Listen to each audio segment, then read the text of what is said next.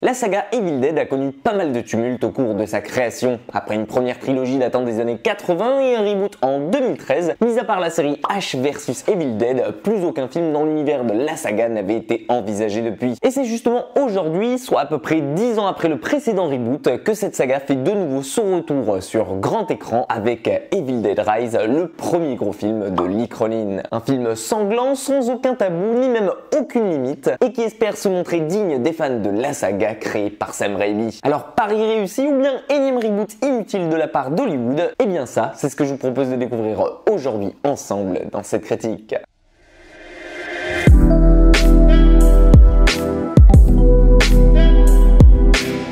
Dans Evil Dead Rise, vous allez suivre Ellie, une jeune femme habitant Los Angeles et qui élève seule ses 3 enfants chez elle alors que son mari vient récemment de les abandonner. Bridget, Danny et Cassie vivent donc à ses côtés au sein d'un immeuble quasi désaffecté et en très mauvais état, prévu pour être détruit le mois d'après. Seulement voilà, un soir, alors qu'il y a un énorme tremblement de terre, une gigantesque fissure se forme et laisse apparaître un trou béant menant à une ancienne banque désaffectée. Une ancienne banque qui se trouve sous les fondations de leur immeuble. Et c'est en descendant dedans que Danny, le fils aîné, va y découvrir le livre des morts, ainsi qu'à côté de lui, une série de disques enregistrés appartenant vraisemblablement à une ancienne confédération religieuse. La suite, je pense que vous l'imaginez plutôt bien, surtout si vous avez l'habitude de regarder des films d'horreur. Suite à une décision débile de la part des adolescents, le démon va être libéré du livre et prendre possession de la famille qui ne pourra compter que sur elle-même si elle veut s'en sortir. Alors dit comme ça, honnêtement, je sais, on pourrait se dire que ce n'est pas le scénario le plus inventif du siècle en matière d'horreur. Mais heureusement, c'est ailleurs que les qualités de ce dernier vont se montrer et elles ne sont pas des moindres, je vous rassure. Car si en matière d'écriture, on ne peut pas réellement dire que le film se démarque, eh bien c'est du côté de sa qualité visuelle, au sein de ses références et parmi son casting qu'il va exceller. Car en effet, de ce côté-là, on sent que Lee Cronin a voulu faire les choses en bien en misant 80% du budget dessus. Et le résultat, c'est que ça paye. On se trouve ici à faire face à un film tourné 100% en huis clos, avec 2 seuls vrais décors pour un petit budget de 12 millions d'euros et qui ne nous en donne à aucun moment l'impression. Et au contraire, même le fait qu'il soit en huis clos est finalement très bon pour le film, puisqu'il accentue et joue beaucoup sur l'atmosphère et sur l'ambiance globale en nous enfermant directement aux côtés de ses personnages. À côté de ça, je pense que vous remarquerez aussi rapidement son esthétisme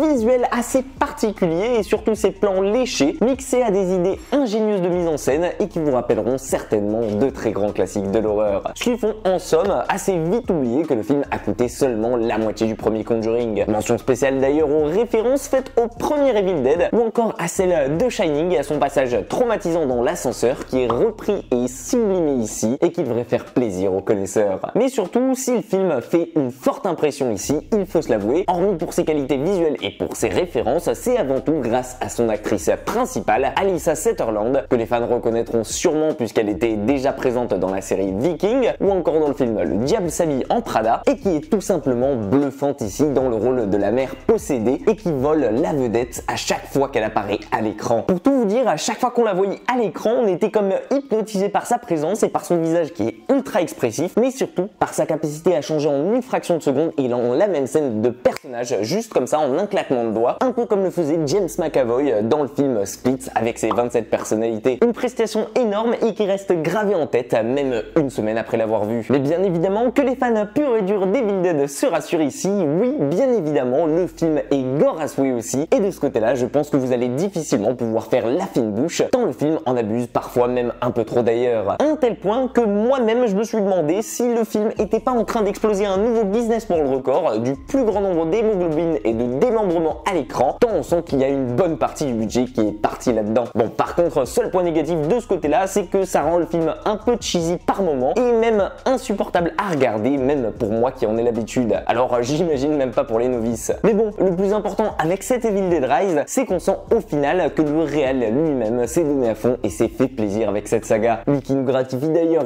au passage de certaines scènes ici dignes de figurer dans un James Wan. Osez rien que me dire que la scène filmée à travers le julet de la porte est pas super intelligente. Non, sérieusement, cet Evil Dead Rise, au final, c'est plutôt une bonne surprise pour moi et si j'avais une seule chose à lui reprocher à cette nouvelle version, ce serait peut-être à mon goût le fait qu'il soit en parallèle un poil trop rushé et un poil trop entrecoupées par de l'action, ce qui fait que toutes ces idées exploitées ici, qu'elles soient bonnes ou mauvaises d'ailleurs, n'ont pas réellement le temps de s'exprimer à fond, ce que je trouve frustrant. Et je pense pas être le seul qui vous dira dans sa critique qu'1h30 pour ce genre de film, c'est bien trop court et que le film aurait mérité réellement bien 2 heures pour se savourer à fond. Vous l'aurez donc compris, je pense à travers cette critique, cet Evil Dead Rise ne sera peut-être pas le film d'horreur le plus original en la matière cette année, mais il se révélera tout de même comme une sacrée surprise qui saura, je pense, faire plaisir aux fans qui attendaient le retour de cette saga et qui saura vous marquer à sa manière par ses idées, de par son actrice principale incroyable et détonnante dans le rôle principal, et surtout par son côté gore à outrance que vous recherchez sûrement chez un Evil Dead. Un opus à mon goût qui reste tout de même un poil en deçà du reboot présenté par Fede Alvarez en 2013, mais qui divertit et qui peut se targuer de faire les beaux jours de la saga au cinéma. Et vous, qu'est-ce que vous avez pensé de ce nouvel Evil Dead? Est-ce que vous avez prévu d'aller le voir prochainement? Et surtout, est-ce que vous êtes à l'origine un fan de la saga? Dites-moi tout ça dans les commentaires, je me ferai une joie de vous répondre. En tout cas, si la vidéo elle vous a plu, pensez à la liker et à la partager juste ici, à vous abonner à la chaîne si ce n'est pas déjà fait. Prenez soin de vous et quant à nous, on se dit à très vite pour une toute nouvelle critique.